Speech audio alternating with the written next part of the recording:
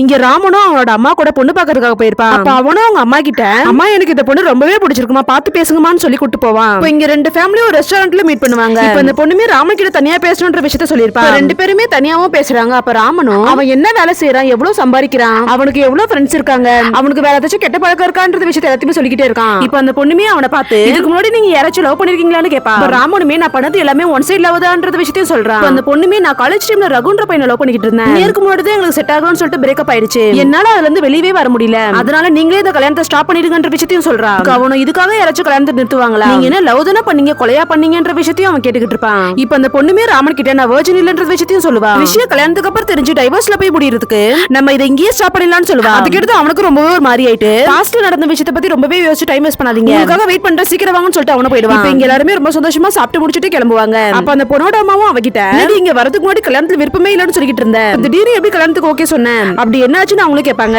ராமனை டெஸ்ட் பண்றதுக்காக ஒரு சின்ன போய் சொன்னேன், அந்த டெஸ்ட்ல நான் எதிர்பார்த்த மாதிரி அவரு ஆன்சர் பண்ணிட்டாரு, அதனால எனக்கும் ராமனை ரொம்பவே பிடிச்சிருச்சுன்ற விஷயத்தையும் சொல்லுவா. இப்ப இந்த பக்கம் ராமனோட அம்மாவும் அந்த பொண்ணு ரொம்பவே அழகா இருக்கா, கண்டிப்பா நம்மளோட ஃபேமிலிக்கு ரொம்ப பொருத்தமான பொண்ணா இருப்பான்னு சொல்லிட்டு இருப்பாங்க. அப்ப ராமனும் அந்த பொண்ணு நம்ம குடும்பத்துக்கு செட் ஆக மாட்டாமா, நம்ம வேற ஒரு பொண்ணு பாத்துக்கலான்ற விஷயத்தையும் சொல்லுவா. அதை கேட்டு ராமனோட அம்மாவும் ரொம்பவும் ஷாக் ஆயிடுவாங்க.